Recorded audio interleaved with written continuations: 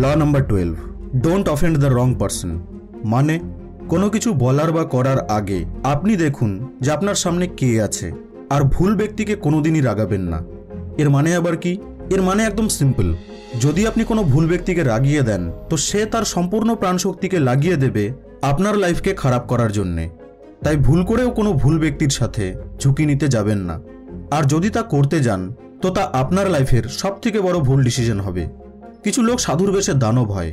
আপনি ভাবলেন যে আচ্ছা আমি একে একটু বিরক্ত করলাম, সে হয়তো ভুলে যাবে এই কথাটি, বাট আপনি বুঝতে পারছেন না যে আপনি কাকে উগ্র করে দিয়েছেন।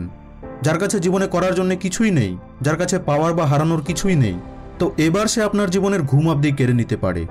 তো এই সকল লোকেদেরকে আইডেন্টিফাই করবেন কিভাবে? ওয়েল, এর জন্য আপনাকে দূরে কোথাও যেতে হবে না। আপনার আশেপাশের কিছু রিলেটিভসকে দেখবেন, কিছু বন্ধুকে দেখবেন, কিছু প্রতিবেশীকে দেখবেন, বা এমন কিছু লোককে দেখবেন যারা কোনো কারণ ছাড়াই আপনাকে দেখে হিংসে করে। এরা নিজের সম্পূর্ণ এনার্জি লাগিয়ে দেয় আপনার জীবনকে হেল বানানোর জন্যে। একটি দারুণ কোট রয়েছে যে যখন একজন কবির সাথে দেখা হবে তখনই নিজের কবিতা শোনান, এবং যখন সামনে কেউ অস্ত্র নিয়ে থাকবে তখনই নিজের অস্ত্র বের করুন। একজন মূর্খ ব্যক্তিকে যদি আপনি জ্ঞানের কোনো কথা শোনাতে যান তো সে আপনাকেই মূর্খ বানিয়ে রেখে দেবে। পাওয়ারের এই ল বলে যে লোকেদেরকে, বিশেষ করে এই সকল লোকেদেরকে যাদের ব্যাপারে একটু আগে আমি বললাম, তো এদেরকে কোনোদিনই অপমান করবেন না। যদিও কাউকে এই অপমান করা উচিত নয়, তবে এদের ক্ষেত্রে আপনি একটু বেশি সতর্ক থাকবেন। এদের ইগোকে হার্ট করলে লস কিন্তু আপনারই। এরা আপনার লাইফকে নরক বানিয়ে রেখে দেবে। তো এদের থেকে বাঁচার একমাত্র স্ট্র্যাটেজি হলো ইগনোর।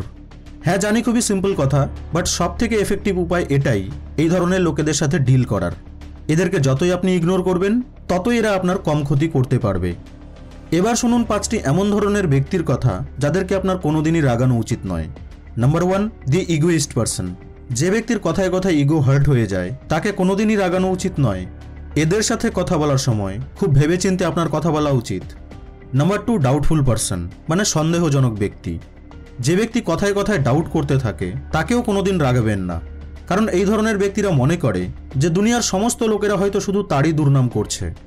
এই ধরনের সেলফ অবসেসড এবং নার্সিসিস্ট ব্যক্তি যদি একবার আপনার উপর রেগে যায় তো এরা আপনার জীবনকে নরক বানিয়ে রেখে দেবে।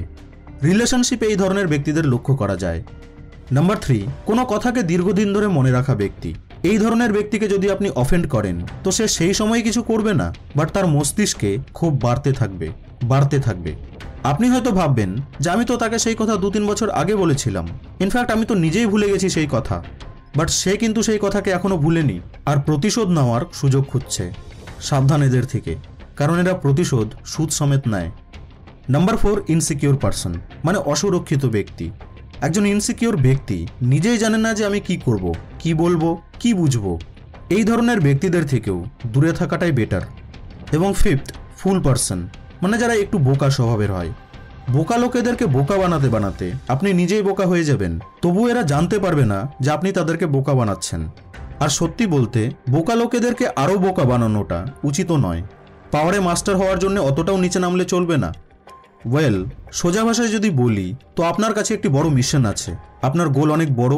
তো এই পথে এমন বেশ কিছু লোককে আপনি পাবেন যাদের লাইফে কোনো পারপাস নেই, কোনো গোল নেই।